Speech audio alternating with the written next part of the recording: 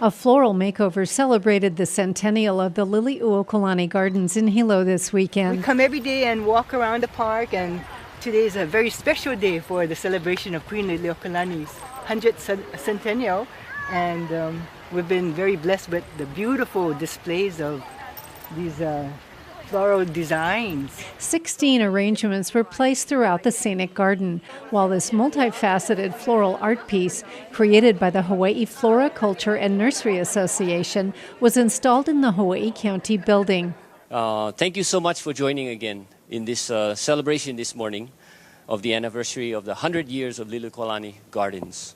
I join you here as president of Hawaii Flora, Culture, and Nursery Association. We're a statewide umbrella group. We're about 300 members strong statewide. A lot of us are very small business, husband and wife, families. We're in all rural communities of the state of Hawaii. So we're out there in your church pews, in your supermarkets, in your schools. And what we do is we take care of the land. We grow hopefully nice flowers and plants. And thank you.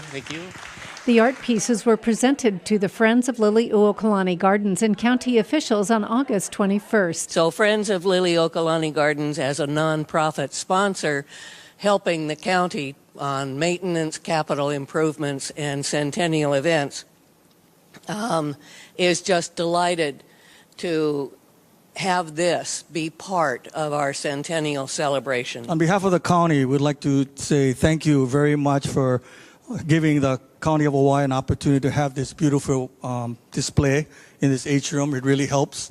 I think the cranes represents peace. Definitely is one of the mayor's agenda to make sure that in this county that we represent peace and for the state of Hawaii as well. The piece was designed by Ms. Hitomi Gilliam, a world-renowned floral designer. And the flowers of the island is very, very special.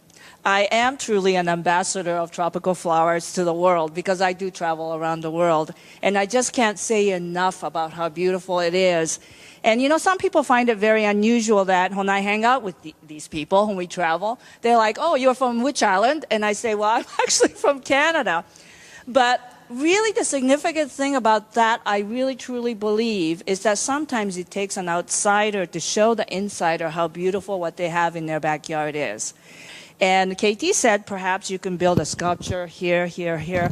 But then I thought, well, you know, it needs to be something central so that when you walk in, you see. And it then became from a 12-foot sculpture out in the garden to a 26-foot wide by almost 18 feet high, which I wasn't really prepared for. So this is a real monumental, probably the biggest design that I've ever created.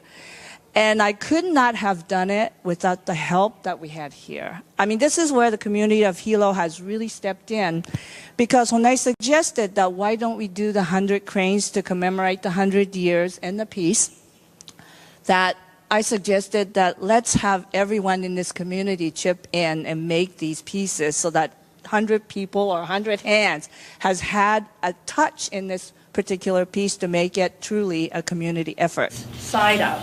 On Saturday, so that I can get a much thinner. Ms. Gilliam gave a public workshop and assisted the attendees as they designed and assembled the floral art pieces for the gardens. You know, you'll have this cross, but then there's a focal area. You know, when you put that ball there and tie it in. The next day, Sunday, the public toured the gardens and were able to vote for their favorites. We're just amazed at all the different designs and different sites that we can visit. So we're doing that today. Organizers point out that the displays used only locally grown flowers and foliage. Buying locally grown agriculture products supports local farms and nurseries, they say, and is the goal of the State of Hawaii Department of Agriculture's Buy Local, It Matters campaign. The Buy Local, It Matters campaign is so vitally important to our members because our members grow these beautiful products, floral and plants, for the enjoyment of people, whether it's in the state or for export. But it drives a local economy. It drives export so we can import dollars coming from outside, but it also shares in the economy locally on our island and in the state. It was 100 years ago that Liliuokalani Gardens in Hilo was established in honor of Queen Liliuokalani, the last monarch to rule the Kingdom of Hawaii.